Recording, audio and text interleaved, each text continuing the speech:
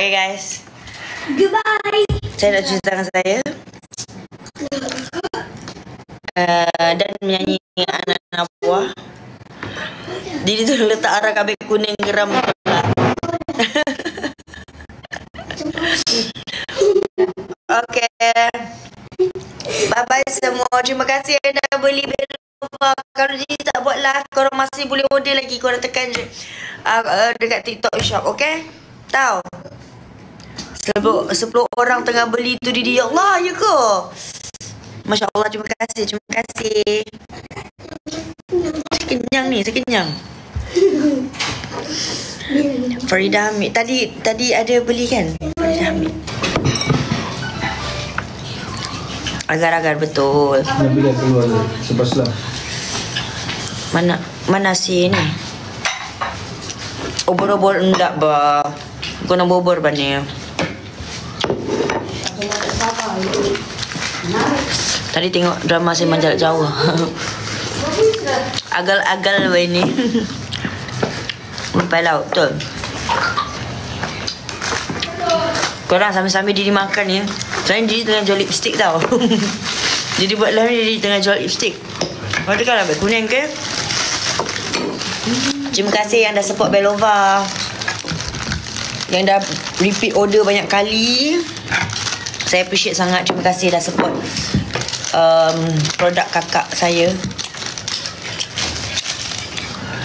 Dan thank you Zara Zafran. Terima kasih banyak-banyak.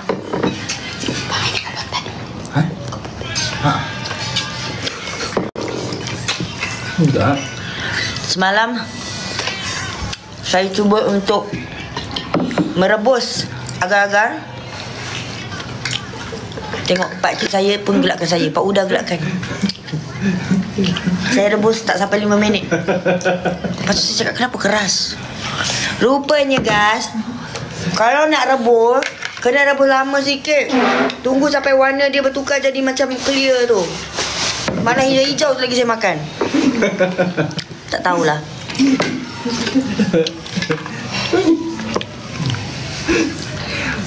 Ni jagung. Yang ini apa? Ubi. Ubi. Oh my god guys, kamu tahu kan ni apa? Dengan suara Pak Uda ketawa. Itulah. Memang suara dia gelap macam tu. Kalau kamu pandai apa ni? Itu langsung ada. Dolen kakima. Apa tu? Dolen. Dolen dan kakima. Kima. Didi belanja fikirkan kamu satu. Okay. Didi belanja fikirkan kamu. Korang belanja buka beg kuning. Ya. Tahu? Memikirkan kamu, buang-buang waktu.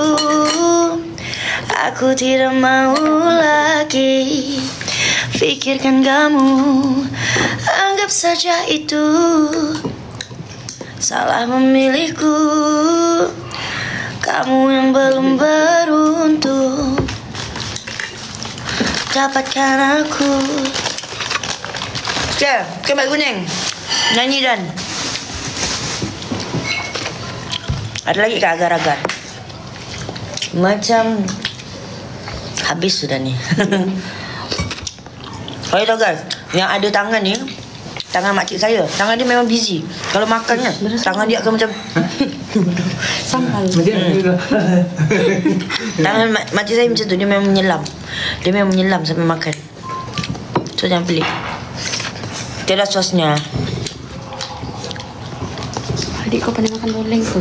Ha. Tak pandai. Tak mana? Aku batuk sama kayu saya ni tolak. Semua aku makan. Mak suka. Kau cukup tidur tak? Masih kau gini. Besok pagi juga pulang. Ada apa besok ah? Sama lah. Ha? Bisi. 2 hari kan dalam sana.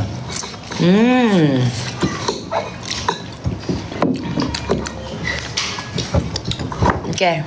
Kamu tahu ini apa? Pandai sayap. Tapi mak saya tersilap. Mak saya tak ambil dia punya kicap. Terpaksa saya makan ni tanpa dia punya sos. Itu. Ya. Alah. Dalam tu. Tak. Ini apa? Bukan. Datang bungkus. Belum lagi. Kita letak. Ini apa guys? Ini apa? Ini apa? Ini apa? Tapi saya ni bukan buat live untuk makan je tau. Saya sambil-sambil buat live, sambil-sambil jual lipstick. Korang nampak ni? Tekan beg kuning Masih rasa. Tapi aku malas buka. Ni, aku ambil sikit cik dah punya.